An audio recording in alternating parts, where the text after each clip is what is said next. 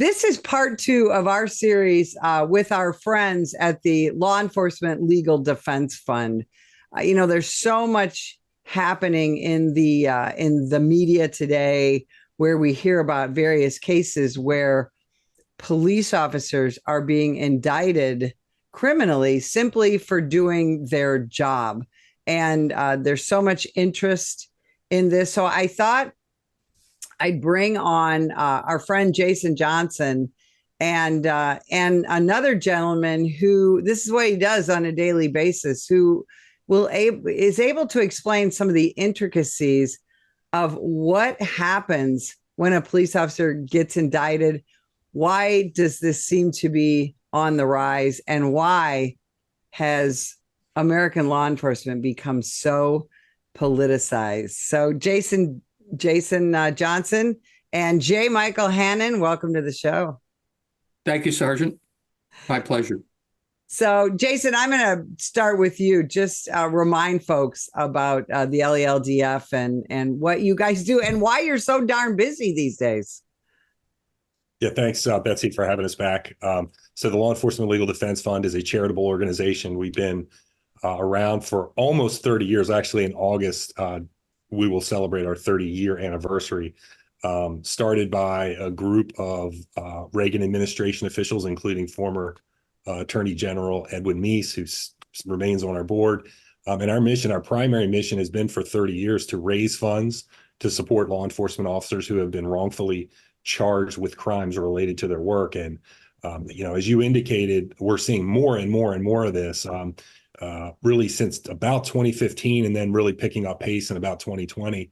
We're starting to see even irrational prosecutions of law enforcement officers who are merely doing their job, following the rules, certainly following the law, and yet being prosecuted across a wide array of types of incidents, whether they're uses of deadly force or in a particularly egregious case that we're supporting, the former officer, Terrence Sutton, who is a former DC Metropolitan Police officer who was prosecuted for murder in a case in which he attempted to stop an individual who was operating a moped, a person he was familiar with, who was a documented gang member, who ultimately, after a couple of minutes of just following him around the blocks in the district, was struck by a civilian vehicle and killed. And in a case that I believe is unprecedented in the United States, a prosecutor brought charges against Terrence Sutton and ultimately obtained a conviction for murder in this case. And it's a case that we feel very strongly about.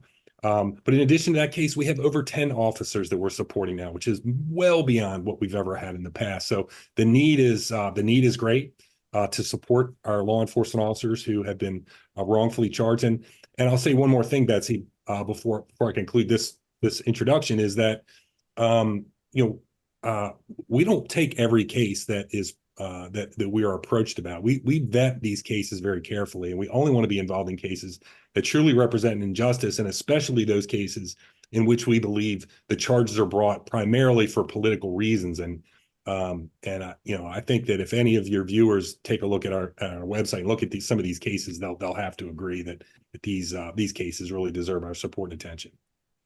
Well, and you're absolutely right, Jason. That's why organizations like the Law Enforcement Legal Defense Fund even exist, is this crazy atmosphere that we're in now, where, police officers are being, prosecuted, and in some cases, I believe, persecuted, again, simply for doing their job. That's why the National Police Association exists, just because we need so much support for the American law enforcement officer privately because of this atmosphere where we are just being every day really being demonized and vilified and politicized in this country. Mike, how did you get involved in this?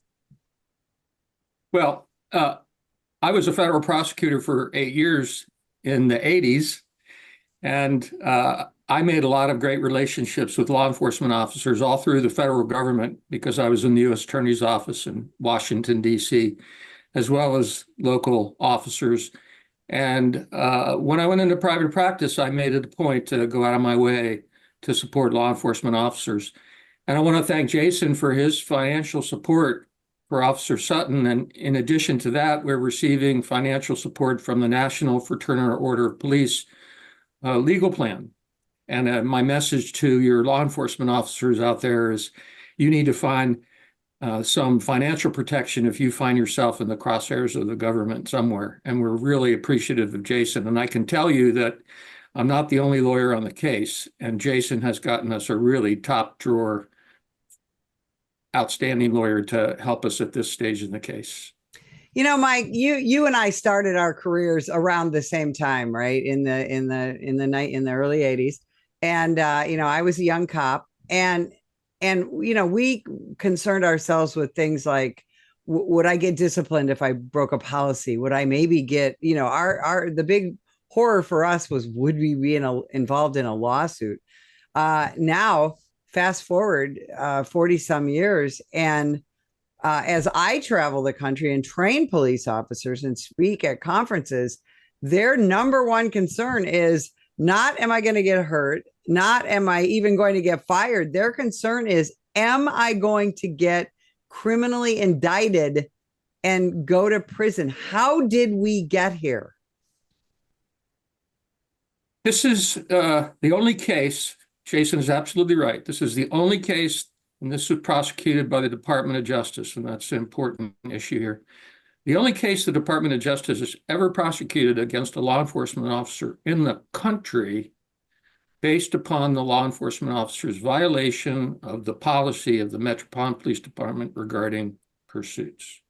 There was no other evidence that the government relied upon. And the additionally scary thing about that is that Officer Sutton was the member of the crime suppression team in the District of Columbia. He had been with that team for almost 12 years.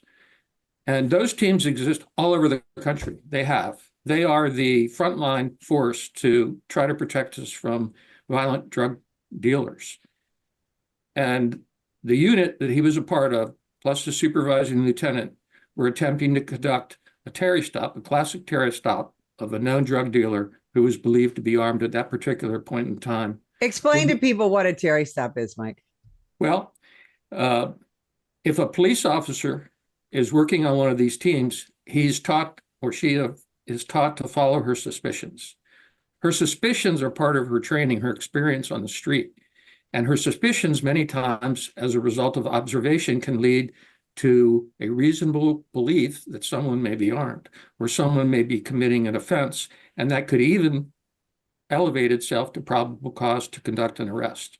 That's the job that these elite units participate in, and they know exactly what the limits are under the Constitution of what they can do. And in this case, they had plenty of reason to believe that this individual was armed. After he was hit by the civilian vehicle, he was found to have $3,000 in small bills wrapped in cellophane around his legs under his sweatpants. And there were other indicia of drug dealing. He had 10 times the level of marijuana that would take to disorient someone. But the important thing here is that under the Constitution, what these officers did was perfectly lawful. A fleeing individual, even fleeing a traffic stop, is responsible under Supreme Court precedent for his own death, if that's what happened. And this is what these officers have been taught. And so the Department of Justice has turned this on its head. And the answer to your question is yes. The Department of Justice is beginning to use policies of Metropolitan Police Department officers more aggressively in other cases that they have brought. Use of force policies, report writing policies, everything that you can imagine. And the consequence of that is to absolutely paralyze the law enforcement officers in the District of Columbia, to the discredit of the people. Now, I just want to remind people that, and I talk about Washington, D.C. a lot in the media, the level of crime in Washington, D.C. is extraordinary. And, this is one of the most gun-controlled cities in the country. It's one of the highest crime. Their crimes like drug offenses, shootings, carjackings, especially among juveniles, are just extraordinary. And so the DC Metro Police Department has been doing an extraordinary job of trying to keep up with and suppress some of this crime. So for this officer to be indicted as a member of an elite unit whose job it is to try and keep people safe, I think is particularly egregious. Now, Jason, I want to talk about something a little bit generic in this. We keep hearing in the media that police officers in this country have qualified immunity, and that allows them to do whatever they want without consequences. Clearly, that's not true. Can you explain that to folks? Well, first of all, I always like to, whenever we talk about qualified immunity as it applies to law enforcement officers, to remind everyone that qualified immunity is not unique to law enforcement officers. It is somewhat unique to government employees generally. There also are many other forms of immunity that are not qualified, that are absolute, such as judicial immunity, prosecutorial immunity, and there are many others. So what police officers and other government employees receive is on a much more limited basis. And essentially, they're given a little bit of leeway when the law in a particular area is not clearly established. So as Mike has mentioned a couple of times, is that police training is extremely important because police are trained to follow the law as it exists at that time. And of course, we know the law changes over time, and there are novel situations that police officers encounter all the time. And oftentimes when they do, there is a compulsion to act. They have to act to protect the public safety. And they don't have, as some professionals have the ability to consult their in-house counsel or their lawyers or research the law or consult their policy. Police officers rarely have the opportunity to do that. They have to act in order to protect the public. And so in areas where the law is not clearly established, they are given a little bit of leeway to make what in hindsight may have been a good faith mistake, perhaps. And so that's what qualified immunity is all about. It is being assailed. It's been under attack for a number of years. There's been efforts to roll it back. It's part of the George Floyd Police Reform Act that didn't pass. And you hear people speak rather ill of qualified immunity as if it's the enemy. But I can tell you that, first of all, qualified immunity is as I described, but also it only represents a minority of the instances in which people act like it's an absolute bar to successfully suing law enforcement officers. It's not. It's actually relatively rare in the broad field of civil rights litigation in which civil cases are brought against police officers. There's a relatively small portion that actually are stopped based on qualified immunity. Mike, you're talking about, when you talk about Terrence's case, it involves policy. And are we heading toward an atmosphere in this country where police officers are just going to stand back and kind of clean up the mess, kind of be like firefighters, as opposed to being proactive, like what was happening in this case? Well, as you heard, I've been doing this for over 40 years. And history repeats itself, I suppose, and/or is cyclical. And one really hopes that we're just in a phase at this point. But I can tell you that the Department of Justice that I was part of when I was an assistant U.S. attorney is not the same today. In this particular case, all you have to do is look at the docket and see all the allegations that we brought against them for playing too close to the vest in the course of the trial. And fundamentally, this is a political case because the death of this young man occurred during the George Floyd summer. And there were 4 officers in this vehicle, and Officer Sutton happened to be the most prominent among them because he was so well known in the community and loved in the community and even respected by the criminals. And he was the subject of publicity and picketing and bonfires, and there were even 2 criminal attacks on his headquarters where incredible violence was inflicted on officers there, and windows were smashed and the like. And the U.S. Attorney's Office in Washington, D.C., the Department of Justice wanted a scalp. And what I can tell you is the Metropolitan Police Department officers are good officers. They're very intelligent. They're well trained. They're very concerned, they're looking over their shoulders all the time, but we had no George Floyd. And the Department of Justice was desperate to create a George Floyd in this jurisdiction. And that's what they did.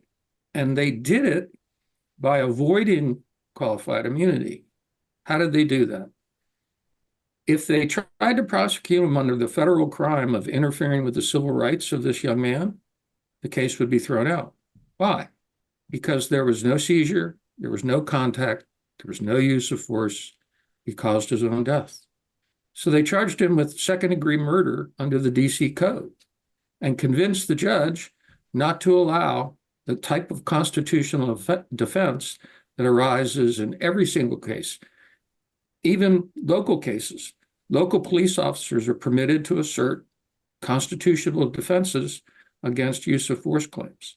And that's the really dangerous part of the precedent here, is that we are no longer holding the officers accountable for their training based upon Supreme Court precedent, but they're going to have to go to the HR meetings and make sure that they understand from their policy leaders exactly what's going to happen to them if they don't take their weapon with them into the men's restroom in the district station, for example. Again, this goes back to an atmosphere. Well, it's just an untenable atmosphere. And as people listen to this, I hope you're beginning to understand why most large metropolitan police departments are 200, 300, 400, 500 officers short or more, and why we're having such a difficult time, not just retaining experienced police officers, but also attracting new young people to the job. Jason, what do you think the end game is of this 4-year, some would argue 10-year attack on the American law enforcement officer? Well, we've started to see some of the side effects of it. If you look city by city at its impact on police staffing, morale, crime, all of those trends taken together, and we've written about this in a number of different ways in the past several years at the LELDF. Police staffing is in crisis, and it's because they can't recruit people to become police officers for obvious reasons. That results in staffing shortages, reduction in morale in cities like, even in the District of Columbia, but in cities that perhaps I'm more familiar with, like Baltimore, their staffing is, in the modern era, has never been this low. They have fewer than 2,000 officers now. At the high watermark in, probably the early 90s, they had well over 3,000 police officers. Crime has increased, since 2015, crime has increased significantly in cities like Baltimore and Chicago that had very high profile police involved incidents, Laquan McDonald in Chicago and Freddie Gray in Baltimore. And that drove their crime up earlier than other cities. Other cities, it was a little bit later, a couple of years later, before you started to see those increases. In the District of Columbia, interestingly, for those who have doubts about the connection between police staffing and morale and increases in crime, look at the District of Columbia. They're struggling now. Other cities are you're starting to see, they're still on a historic basis, they're still very high in pretty much every city, but they're down off their highs of the last several years. Not so in the District of Columbia. Crime numbers, particularly violent crime, continue to increase. And I think, you have to be really trying to manipulate the numbers, to conclude that the reason is anything other than all of this unfair scrutiny. And I don't, law enforcement is subject to fair scrutiny a lot, and that's okay. This is unfair scrutiny, unfair treatment, unfair prosecution, weaponizing the justice system, and that has resulted in what I think we've seen in terms of crime. And so what the end game is, I can't really say, but I know that so far it's had a massively deleterious effect on public safety. And that really is something everyone needs to recognize. Mike, how do you believe law enforcement became so politicized? Because we saw this in the 60s, but by into the 80s and really through the early 90s, it wasn't law enforcement wasn't so prominent in the political realm. Then in the 90s crime bill and all that, there was a little bit there, but then you fast forward now to 2024. Why is what cops do so political? There are two reasons, in my opinion. One is the media. And we all know how it's changed so much, and we certainly expect criticism from the left regarding the media. The second, and I think it's the most important part, is a failure of those who lead our law enforcement agencies. In many instances, we're talking about political decisions about who is going to lead our law enforcement agencies. And in many circumstances, they don't pick the best leader. And they don't pick someone who develops the support, the confidence, and the courage among the officers. Once upon a time, when some dreadful offense would happen, somebody would lose their life, and officers have acted nobly, the press would get on it, of course. But the responsible leader would come out and say, I've looked at this case, and unless I learn something that's going to surprise me, what we did was perfectly appropriate to protect the people of this city, or to protect the people of this reservation, or wherever it may be. You don't see those leaders anymore, except very rarely.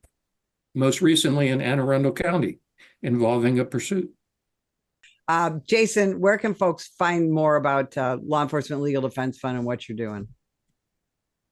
Yeah, our website is policedefense.org, and there's lots of information there, not only on the officers that we are currently supporting, those we have supported in the past, as well as lots of resources on the independent research that we do on criminal justice issues like progressive prosecutors, police morale and staffing, et cetera. And all of those materials can be found on our website.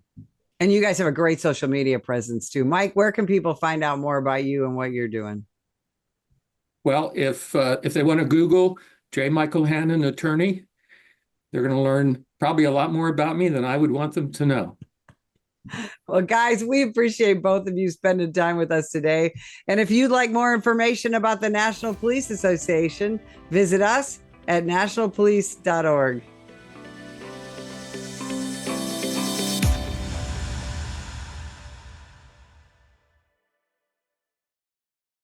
Are you passionate about supporting law enforcement? The National Police Association is on a mission to strengthen our communities, protect our families, and ensure justice prevails. But they need your help. Every dollar you donate makes a difference. It funds the legal defense of police officers and police agencies, supports advocacy for pro-law enforcement legislation, and funds community outreach programs and education. Imagine safer streets, stronger bonds between officers and neighborhoods, and a brighter future for all. Join us. Visit our website at nationalpolice.org to donate today.